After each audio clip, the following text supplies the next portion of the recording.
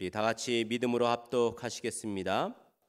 그러므로 이제부터 너희는 외인도 아니요 나그네도 아니요 오직 성도들과 동일한 시민이요 하나님의 권속이라. 너희는 사도들과 선지자들의 터 위에 세우심을 입은 자라. 그리스도 예수께서 친히 모퉁이 돌이 되셨느니라. 그의 안에서 건물마다 서로 연결하여 주 안에서 성전이 되어가고 너희도 성령 안에서 하나님이 거하실 처소가 되기 위하여 그리스도 예수 안에서 함께 지어져 가느니라. 아멘.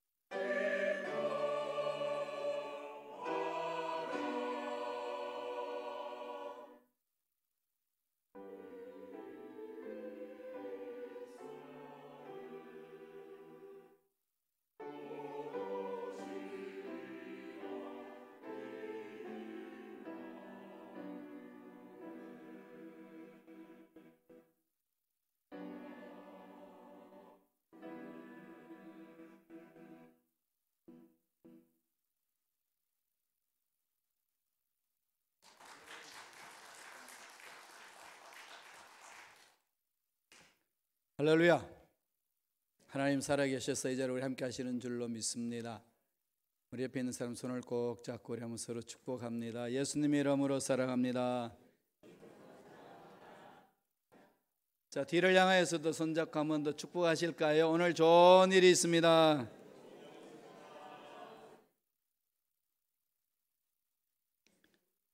하나님은 살아계셔서 이 자리에 믿는 믿음 속에 임재해 주시는 줄로 믿습니다.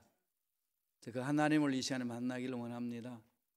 하나님 만나야 인생 문제 풀어지고 꼬여있는 문제도 풀 수 있고 답답한 문제도 풀어나갈 수 있습니다. 오직 한번 기도할까요? 하나님 만나고 싶습니다. 참으로 하나님 음성 듣고 하나님 만나서 정말로 나 스스로 할 수 없는 일들 하나님 안에서 풀리기를 원합니다. 성령이여 역사해달라고 기도하시고 나라와 민족을 위해서 또 우리 자녀들을 위하여 다 같이 주일 청하시고 통성을 한번 기도하겠습니다. 주여 할렐루야. 하나님 아버지 감사합니다.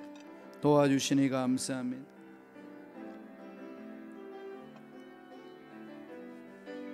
감사와 찬양 드립니다. 성령으로 역사하여 주시니 감사합니다. 성령으로 지켜주시니 감사합니다. 성령여 인도하여 주옵소서. 성령여 역사하여 주옵소서. 성령여 역사하여 주시고 은혜 안에 살게 하여 주옵소서. 주님을 찬양합니다. 주님 만나러 왔습니다.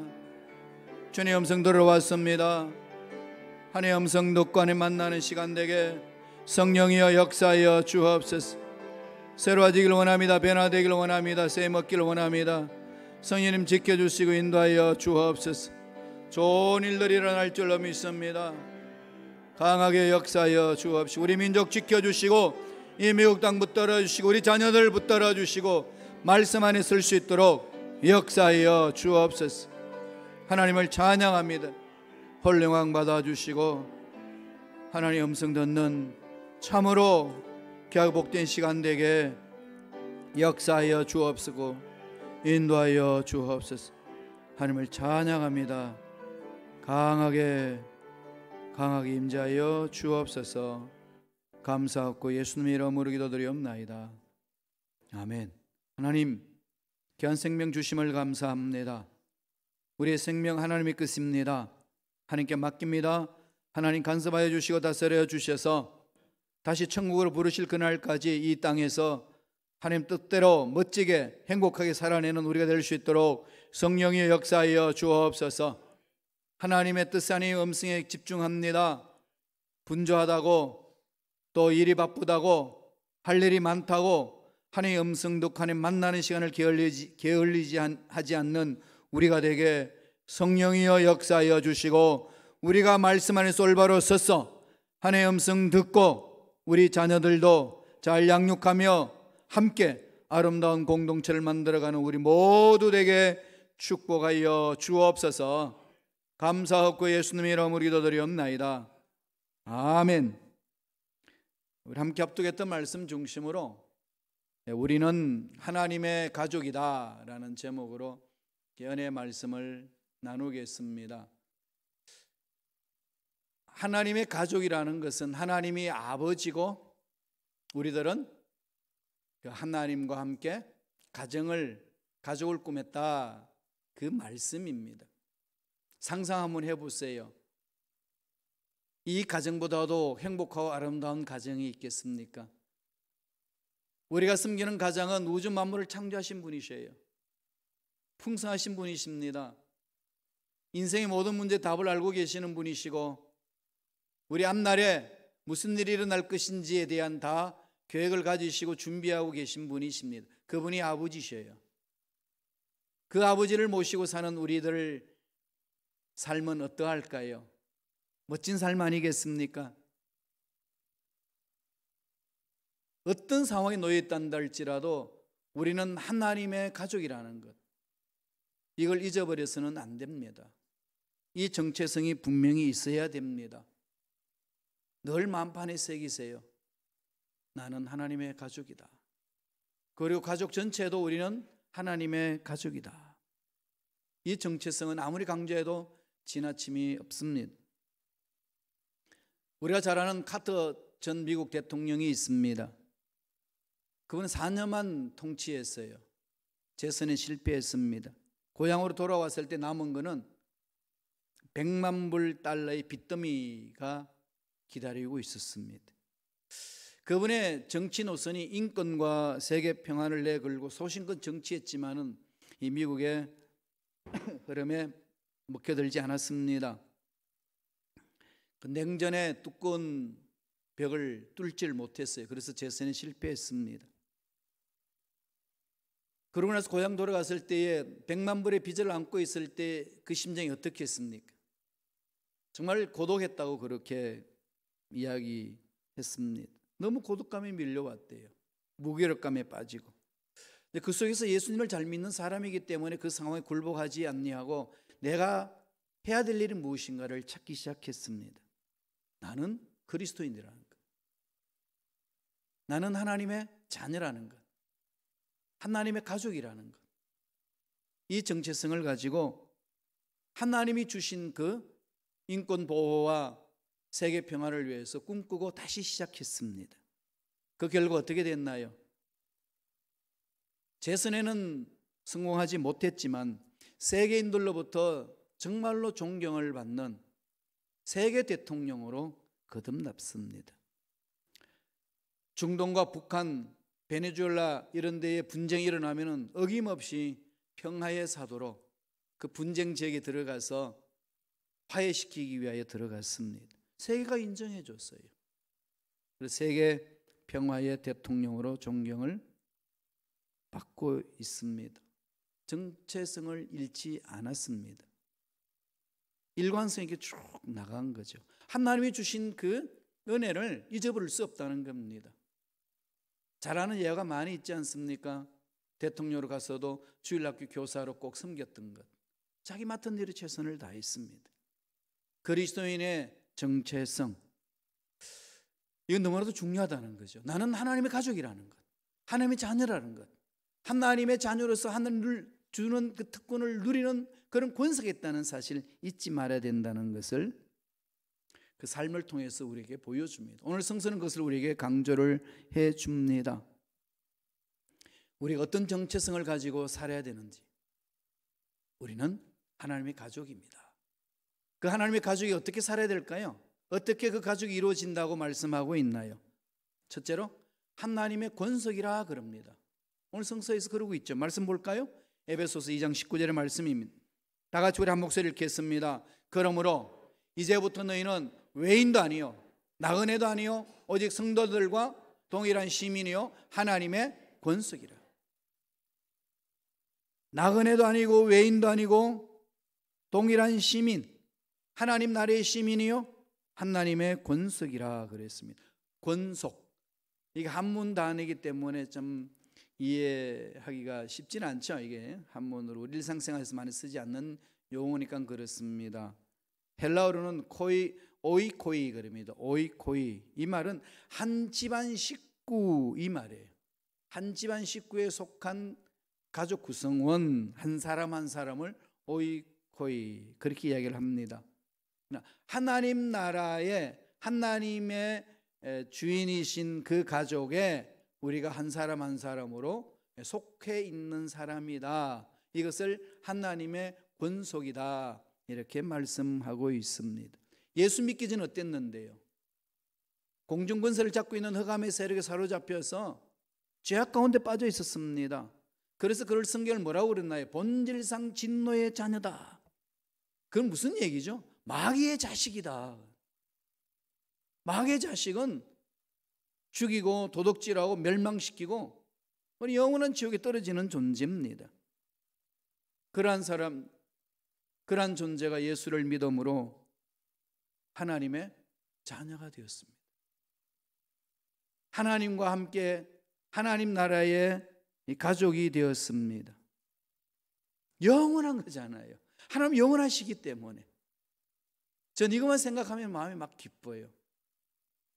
이런 영원히 제 마음속에 들어오지 아니했을 때는 제가 하는 일하는 일 자체가 너무 무의미했습니다. 그렇지 않으신가요? 일 잘 풀어지고 뭐 공부는 하면 되니까 공부하고 재밌게 지내고 그렇게 돈 모으고 잘 사는 것. 그런데 그렇게 살다가도 갑자기 마음속에 파고 들어오는 의문이 던져집니다. 언제까지 이럴 건데? 언제까지? 죽기까지. 그죠? 죽기까지 이러는 것. 그럼 죽는다는 결론을 내리잖아요. 이 속에 어마어마하게 저를 괴롭히는 물음이 있었습니다. 죽음이란 게 뭔가? 죽고 난 이후에 나는 어디에 있는가? 그러면은 죽고 나면 다 끝난다면 내가 살고 있는 삶의 의미는 도대체 무엇인가? 이게요, 너무 심했어요, 저한테는. 의미가 없어지는 겁니다. 정말로 허무하고 고통 속에 빠질 수밖에 없는 그런 상황이 던져졌는데 예수님이 저를 만나 주셨어요. 수고하고 무거운 짐진 자들아 다 내게로 오라. 내가 너희를 쉬게 하리라. 영원한 천국, 하나님의 자녀가 되는 그 특권을 맛볼 수 있도록 길을 열어주셨습니다. 그래서 오늘 사도 바울이 그러잖아요. 읽었던 말씀 에베소서 2장 19절에 뭐라고 그럽니까? 이제부터 너희는 외인도 아니고 버려진 자식 아니라는 거죠. 나그네도 아니요, 오직 성도들과 동일한 시민이요, 하나님께 속한 자녀다. 영원한 하나님 그 나라에 속한 자녀다. 막 힘들고 어려울 때는요, 막 이 말씀을 생각해 보세요. 막 힘이 솟았나요? 하나님의 권속이라. 이 권속이라는 말은 가족 구성원은 따뜻하잖아요, 그죠? 가족 서로 뭉쳐 있잖아요. 엄마와 아빠의 관계, 아빠와 자식과의, 엄마의 자식 간의 관계. 여기는 무슨 조건이 있나요? 여기는 그냥 이렇게 서로 용납하고 위로하고 세워주고 같이 밥 먹고 같이 잠자고, 이런 속에서 느끼는 건 뭘까요? 참 삶의 가치는 이런 데 있구나를 느끼잖아요. 이걸 느끼면서 뭘 볼까요? 하나님 나를 바라보는 거죠. 아, 하나님과 함께하는 삶이란 게 이런 것이다 가르쳐 주는 겁니다. 예수 믿고 나면 하나님의 자녀의 공동체를 이룹니다. 그 하나님이 주인이 되시는 하나님의 아버지가 되는 가족 공동체의 모습이 어떤 걸까요? 성경이 보여주고 있어요. 한번 보고 갈까요? 사도행전 2장 43절에서 47절입니다. 깁니다만은 천천히 우리 묵상하면서 하나씩 한번 살펴보겠습니다. 다 같이 읽습니다. 사람마다 두려워하는데 사도들로 말미암아 기사와 표적이 많이 나타나니 믿는 사람들이 다 함께 있어 모든 물건을 서로 통용하고 또 재산과 소유를 팔아 각 사람의 필요를 따라 나눠주며 날마다 마음을 같이 하여 성전에 모이기를 힘쓰고 집에서 떡을 떼며 기쁨과 순전한 마음으로 음식을 먹고 하나님을 찬미하며 또 온 백성에게 칭송을 받으니 주께서 구원받는 사람을 날마다 더하게 하시니라. 크게는 세 가지로 말하잖아요. 사도들로 말미암아, 하나님께 부르심을 받은 일꾼들로 말미암아 기사와 표적이 많이 나타난다는 거죠. 하나님의 위대하심을 드러내는 겁니다. 그 은혜를 체험하고 나니까 사람들 어떤가요? 마음이 함께해지는 거예요. 함께 가고 싶다, 함께 일하고 싶다. 음식이 있으면 함께 나누고 싶은 거예요. 가지고 있는 재산도 서로 막 공유하고 싶은 겁니다. 공산주의와 예수 가족 공동체와 하나님 중심을 한 공산주의와 차이점이 뭘까요? 인간 중심 공산주의는요, 무력을 합니다. 죄성을 가진 인간들이 서로 공유하자고 만든 게 공산주의잖아요. 그러니까 어떤 결과가 일어나죠? 공산주의 지도자들이 거기 있는 사람들을 다 착취합니다. 완전 군주국을 만드는 거죠. 이 북한이 그렇잖아요. 중국이 그렇잖아요. 웃기는 나라들 아니에요? 기도하지 않고 가만히 두면 되겠어요? 그죠? 뭐 김정은 위원장이지만은 좀 웃기는 인간이에요. 지만 배부르고 살찌면 뭐예요? 같이 더불어 사는 건, 원래 공산주의는요 서로 나누는 공동체예요. 칼막스가 이야기할 때는 그 공동체를 꿈꿨습니다. 그런데 거기 뭘 뺐지요? 하나님의 사랑이 없으니까, 하나님의 말씀이 없으니까, 성령의 능력이 없으니까 딴짓하는 거 아니겠습니까? 망할 수밖에 없습니다. 기도해야 돼요. 그 땅 망하고 새로 서야 됩니다. 정말로 성령이 임하는 공동체, 우리가 구하는 건 그거 아니겠습니까? 이 설교가 녹화돼 가지고 북한 들어가면 저는 이제 북한 근처도 못 가요. 그래서 근처도 안 갈 겁니다. 하나님 은혜 안에서 우리가 가야 될 곳은 말씀에 서는 거예요. 날마다 마음을 같이하여 성전에 모이기를 힘쓰고 집에서 떡을 떼며 기쁨과 순전한 마음의 기쁨이 넘쳐나는 거죠. 하나님 중심으로 산 공동체는 마음의 기쁨이 있습니다. 기쁘니까 내 것을 움켜쥐지 않고 막 내놓는 거잖아요. 이게 하나님 나라 공동체예요. 인간들이 만드는 공산주의는 뭐죠? 내놓으라는 거잖아요. 총칼로. 못된 인간들이지. 내가 열심히 돈 벌어놓은 걸 왜 내놓으라고 그래? 합당히 살아야 되는데, 누릴 줄 알아야 되는데.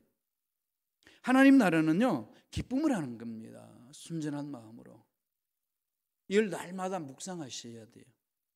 하나님의 권속들의 삶이라는 것은 이런 삶이라는 것을 가르쳐 주는데 인간의 힘으로 안 되잖아요. 그건 성령에 사로잡혀야 돼요. 말씀에 서셔야 됩니다. 그렇지 아니하면은 하나님이 이 지상에서 살 수 있는 기회를 주신 이 인생, 한 번밖에 없는 인생을 아무렇게나 산다니까요. 그렇게 살 수 없잖아요. 누구 때문에 이렇고, 무슨 문제 때문에 이렇고, 나는 가진 게 없기 때문에 이렇고, 이거 탓하다가 보면 한평생 다 보냅니다. 나는 나예요. 하나님 앞에 단독자로 서야 합니다. 내 인생 내가 살아야 되는 거죠. 그를 어떻게 사셔야 되죠? 말씀 위에 서셔야 돼요. 성령의 인도함을 받으셔야 됩니다. 하나님의 권속이라는 것이 그런 거예요. 하나님 중심으로 사는 것. 두 번째, 뭐라고 그러나요? 사도들과 선지자들의 터 위에 세우심을 입은 자라 그럽니다. 말씀을 먼저 보고 은혜를 나누지요. 에베소서 2장 20절입니다. 다 같이 읽겠습니다. 너희는 사도들과 선지자들의 터 위에 세우심을 입은 자라. 그리스도 예수께서 친히 모퉁이 돌이 되셨느니라. 사도들과 선지자들 터 위에 그랬잖아요. 지금 사도 바울은 하나님 나라 공동체, 교회 공동체를 교회 건물을 짓는 것을 비유해서 지금 설명해 주고 있습니다. 모퉁이 돌은 뭐죠? 가장 기초석이잖아요. 가장 중요하게 건물을 세워놓는데 받침돌, 모퉁이 돌, 지탱하는 돌이 아니겠습니까? 교회는 모퉁이 돌이 뭐죠? 목사인가요? 장로님이신가요? 안수집사님인가요? 권사님이신가요? 내 남편인가요? 아니면 내 아내인가요? 뭐죠? 어떤 교회 가면요, 교회 건물 기초가 목사님처럼 생각하고 장로님처럼 생각하는 그런 교회도 있어요. 그 교회 아닙니다. 하나님 기뻐하시는 교회 아니에요. 단적으로 말하면 교회 아니에요. 교회는요, 예수가 중심이 되어야 됩니다. 예수 중심이에요. 그럼 저는 여기 사라져도 예수님이 교회 중심이 되면 교회는 언제든지 이 땅에 사는 일을 감당하는 교회가 되는 겁니다. 그러면 사도들과 선지자들은 게 뭐죠? 그 사람 인격을 말하나요? 그 사람의 공적인 일들을 말하나요? 그거 아닙니다. 뭘까요? 그들이 선포한 진리예요. 그들이 선포한 진리가 뭐죠? 말씀입니다. 그 내용이 여기 기록되어 있어요. 이 터 위에 교회가 선다. 이 터 위에 예수 가족 공동체가 세워진다. 그러면은 우리 순복음 시카고의 공동체, 가족 공동체가 올바로 서기 위해서는 어디로 들어가야 되나요? 말씀으로 들어오셔야 돼요. 너무 잘 아시네요. 말씀으로 들어오셔야 돼요. 이 말씀과 씨름해야 돼요. 김 목사하고 씨름할 생각하지 마세요. 김 목사 방법 나하고 틀려서 막 그러지 말고요, 말씀과 씨름하세요. 그리고요, 김 목사가 말 안 들었고 고집 부리면요, 하나님께 고하세요. 하나님이 손 보면요, 그냥 한순간 거꾸로집니다. 우리는 그런 담대함이 있잖아요. 그죠? 당당함이 있는 거죠. 하나님이 만져주시는데 교회 무슨 세력을 인하여서 힘들다 어렵다 그럴 수 있나요? 아니에요. 말씀 위에 쓰시면은 그 말씀을 통하여 교회는 든든히 서가고 예수 가족 공동체가 올바로 서갑니다. 그렇지 아니하고 교회의 터가 목사님 중심이고 장로님 중심이고 말은 그럴듯한 것 같은데 그분들이 교회의 터가 된다. 교회 아닙니다. 하나님 교회 아니라고 그래요. 그런 교회는 허물어집니다. 그래서 상처받고 나누어지고 아픔이 있고 수시로 교회 목사들이 쫓겨나가고 또 목사님이 장로 내보내고 서로 실험하다 끝내잖아요. 교회가 그런 거 아니에요. 교회는 뭘까요? 말씀 위에 섰어. 예수 그리스도 중심으로 그 말에 모두가 순종하는 겁니다. 목사님도 예수님 말씀에 순종하고 장로님들도 예수님 말씀에 순종하고 안수 집사님, 권사님들도 집사님들도 일꾼들도 다 예수님 말씀에 순종하는 거예요. 그게 예수 가족 공동체의 특징입니다. 그러니까 날마다 말씀에 쓰셔야 돼요. 자, 이런 맥락에서 자신의 삶을 한번 돌아봅시다. 난 얼마나 말씀에 서 있는지. 내가 말씀에 서 있지 않으면요, 교회 계획에 뛰어들지 마세요. 차라리 그냥 가만히 침묵시키는 게 하나님 일하는 방법이에요. 자꾸 이렇게 참견하고 싶잖아요. 그죠? 그러려면 말씀에 쓰셔서 말씀이 인도하는 대로 가보세요. 하나님이 세우십니다. 내 삶도 멋질 뿐만 아니라 내 자녀들도 멋지게 풀리는 역사를 체험한다니까요. 그게 하나님의 이끌어주시는 방법이에요. 그게 원칙입니다. 말씀 위에 쓰면 쓸수록 하나님의 만남이 구체적으로 되고 하나님의 음성을 구체적으로 들을 수 있고 내가 구체적으로 예수를 닮아갈 수 있습니다. 그것만이 살 길입니다. 이게 살아있는 숨쉬는 교회의 모습입니다. 이걸 떠나서는 예수 가족 공동체, 말만 예수 가족 공동체 한다고 되나요? 아니에요. 말만 교회 이름을 붙인다고 교회 되나요? 아닙니다. 하나님이 예수 그리스도를 십자가에 죽기까지 하면서 우리를 사랑해 주셨고 그 희생의 대가로 세우신 것이 교회요 예수 가족 공동체입니다. 그 사랑에 힘입어서 우리가 한 걸음 한 걸음 믿음으로 나아가는 것이 권속들의 삶이다 가르쳐 주는 거예요. 이게 예수 가족이에요. 이걸 잊지 마셔야 됩니다. 그래서 우리가 말씀 위에 서는 훈련을 하기 위해서 수요일 날 성경 공부를 해요. 시간 내보세요. 손해보지 않습니다. 난 성경 공부 안 해도 신앙생활 잘하는데 여기 착각이라니까요. 여러분 신앙생활 잘한다는 게 뭘까요? 11종금 잘하고 특별 헌금 잘하고 봉사 열심히 하고 이렇게 우리 성가대 열심히 하고 이 기본적인 이거 잘하면 잘한 걸까요? 하나의 어떤 요소예요. 중요한 부분이에요. 그러니까 핵심이 빠져 있습니다. 뭘까요? 말씀 위에 서는 거예요. 그럼 또 여러분 질문 들어와요.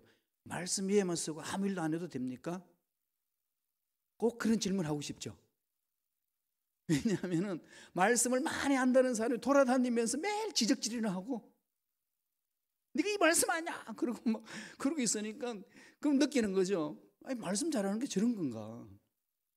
퀴즈 대회 가면 늘 1등은 하는데 늘 사람들한테 거짓말하고 모함하고 성경 말씀을 많이 하면 뭐해? 이런 생각을 갖게끔 만드는 일들이 비일비재하게 교회에 일어나잖아요. 그 마귀 장난이거든요. 말씀 위에 들어가면 말씀에 순종하게 돼요. 말씀에 순종하면 하나님을 만납니다. 말씀이 하나님이시니까 하나님의 음성을 듣습니다. 그러면 순종해요. 그럼 순종하면 지 분노, 지 아집, 지 고집, 지 방법 내려놓습니다. 그래서 바뀌는 거예요. 이것은 성경 지식을 쌓기 위해서 하는 것이 아니라 하나님이 기뻐하는 삶을 살기 위해서 하는 겁니다. 이번 12월 동안에 12월 한 달 동안 수요일 날 우리 성경 공부는요, 시청각 교육을 할 거예요. 지난번에 우리 가나안에 들어가기 전에 요르단으로 쭉 가는 그 모든 발자취를 영상을 통해서 보여줬어요. 귀한 영화 봤어요. 다들 1시간 만에 요르단 성지순례 다 하고 왔습니다.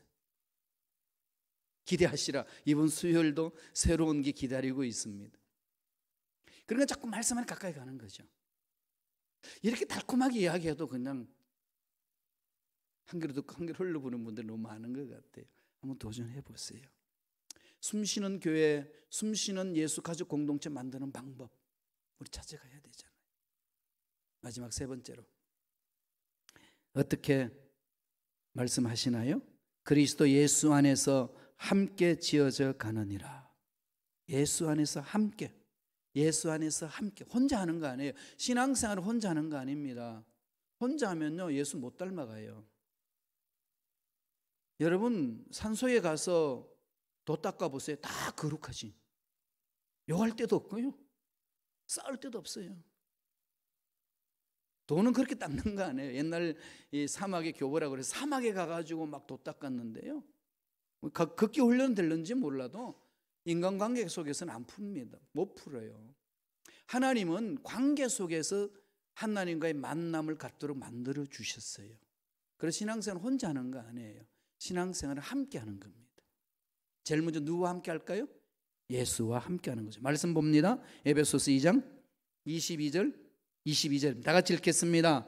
그의 안에서 건물마다 서로 연결하여 주 안에서 성전이 되어가고 너희도 성령 안에서 하나님이 거하실 처소가 되기 위하여 그리스도 예수 안에서 함께 지어져 가느니라.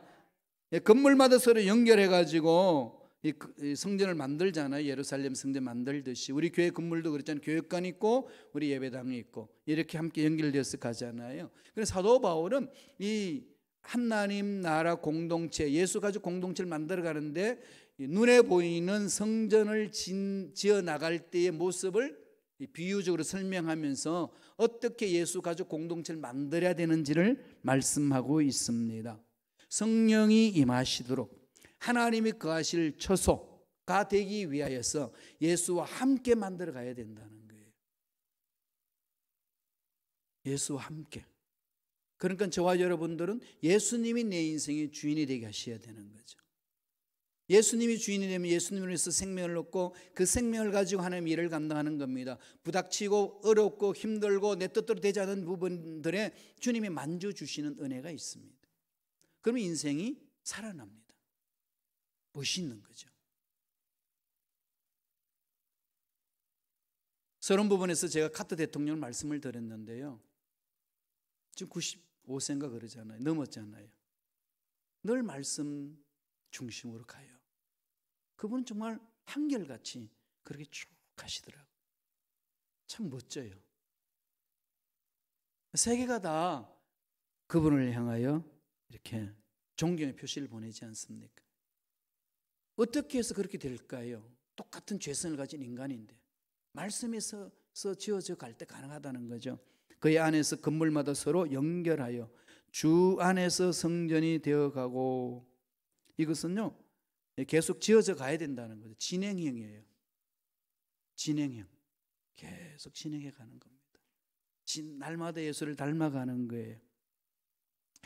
일찍 실존주의 철학자 키엘케고르가 이런 말을 했습니다. 예수 그리스도는 물을 포도주로 바꾸었다. 그런데 교회는 더 엄청난 일을 했다. 포도주를 물로 바꾸었다. 무슨 말이죠? 복음의 본질을 잃어버린 교회에 대해서 책망하는 말입니다. 그래서 여기 어떤 신학자가 이런 말을 했어요. 현대 교회는 한 걸음 더 나아가서 포도주를 담았던 항아리마저 깨어버렸다. 그래서 그 깨어진 항아리 조각들을 서로 찌르고 서로 괴롭히고 있다. 그러고 있어요. 눈에 보이는 오늘날 교회 모습 이런 것들 참 많이 있지 않습니까? 깨어진 항아리 조각에 집사님도 찔리고 평신도도 찔리고 목사도 찔리고 장로님도 찔리고 권사님도 찔리고 아빠 그러고 있어요. 여러분이 그냥 보고 계실래요? 제가 요새 시카고 와서 8년째 되면서 이제 교회 이전하고 나서 계속 물어요. 하나님 어떻게 해야 됩니까? 너무 아름다운 게 주셔서 고마워요. 하나님 너무 정말 위로가 됩니다. 너무 행복합니다. 막 이런 하나님이 지금 주신 말씀이 있어요. 이야, 이 성전에 도취해 있지 마라. 그죠? 이 집 제가 도취해 있을 때가 아니라는 거죠. 어떻게 하죠? 이걸 다듬어야 되지 않겠느냐? 계속 묻고 있습니다. 하나님이 성전 건물을 지어가라는 거죠. 그래서 우리가 해야 될 일이 그겁니다. 병든 심령들 끌어안아야 되고, 아픈 심령들 끌어안아야 되고, 깨진 항아리 조각에 찔려서 피를 흘리며 괴로워하는 심령들 데리고 와서 치유하고 주를 닮아가도록 만드는 것이 우리들이 할 일 아니겠습니까? 하나님의 사랑을 체험한 자들이 해야 될 일이라는 겁니다. 에베소서 2장 22절 한번 더 읽어볼까요? 다 같이 한 목소리를 읽겠습니다. 너희도 성령 안에서 하나님이 거하실 처소가 되기 위하여 그리스도 예수 안에서 함께 지어져 가느니라. 성령 안에서 하나님이 거하실 처소가 되기 위하여 그리스도 예수 안에서 함께 성령 인도하심을 따라서 하나님이 거하실 성전이 되도록. 이것만이 살 것 아니겠습니까? 우리가 열심히 사는 거 중요해요. 돈 열심히 부셔야 됩니다. 저축 많이 하세요. 그리고 이 세상에서 싸워서 승리하는 삶을 살아내야 됩니다. 가셔야 돼요. 만들어야 됩니다. 무엇 때문에 그렇게 하죠? 무엇 때문에 돈을 모아야 되고, 무엇 때문에 학위를 받아야 되고, 무엇 때문에 우리가 이 세상 행복하게 살아야 되나요? 살아있어야 삶이 그러니까, 그죠? 그런데 그 행복이 언제까지 진행될까요? 언제까지? 다 끝나잖아요. 예쁘도 끝나고, 건강해도 끝나고, 돈 많이 가지고 있어도 끝나고, 그거 다 아는 사실인데 현실 삶에 있어서는 다 잊어버리는 게 우리 어리석은 삶 아니겠습니까? 이런 것을 극복하며 나갈 수 있는 유일한 길은 그리스도와 함께 사는 겁니다. 그래서 영원한 천국을 가슴에 품고 그 하나님이 주신 사랑과 능력과 은혜 안에서 일어서는 겁니다. 꿈을 가지고 꿈을 전해주는 겁니다. 우리 자녀들을 만나면 그 꿈이 전해지도록 만드는 거죠. 이걸 전해주는 것이 교회 공동체라는 겁니다. 교회는요, 천국 아니에요. 천국의 그냥 모형이죠. 여기는 오히려 다시 말씀드린 병원이에요. 치유해줘야 됩니다. 나도 아프고 너도 아프고 아픈 사람끼리 모여서 어떻게 합니까? 치료함을 받아야죠. 죄인들이 모이는 곳이에요. 죄인들이 와야 구원받을 수 있고 용서받는 거 아니겠습니까? 품으셔야 됩니다. 여러분 무엇 때문에 이 예배의 본질, 신앙의 본질을 잊어버릴까요? 예수를 잊어버리면 그렇습니다. 예수님이 12살 때에 예루살렘의 성전에 올라갔습니다. 거기서 요셉과 마리아가 예수를 잊어버렸어요. 가다가 보니까 없어요. 찾아옵니다. 어디서 찾지요? 성전에서 찾습니다. 예배에 대한 열정, 하나님의 사랑에 대한 열정, 그 놀라운 은혜 잊어버린 것 어디서 찾아야 할까요? 교회에서 찾아야 합니다. 교회 오면은 내 마음을 짓밟아 버리고 나에게 상처를 주는 그런 곳이 아니라 상처받았던 것이 치유받는 곳. 세상에 수많은 죄악을 범했지만은 여기 와서 용서함을 받는 이곳. 예수 만나는 거죠. 그러한 교회 공동체가 되기를, 갖고 가기를 군속들이 되시길 간절히 축원합니다. 기도하겠습니다. 하나님, 우리 모두가 성령 안에서 하나님이 거하실 처소가 되기 위하여 그리스도 예수 안에서 함께 지어가는 군속들이 되기를 원합니다. 그렇게 살아나갈 수 있도록 성령이여 우리를 사로잡아 주옵소서.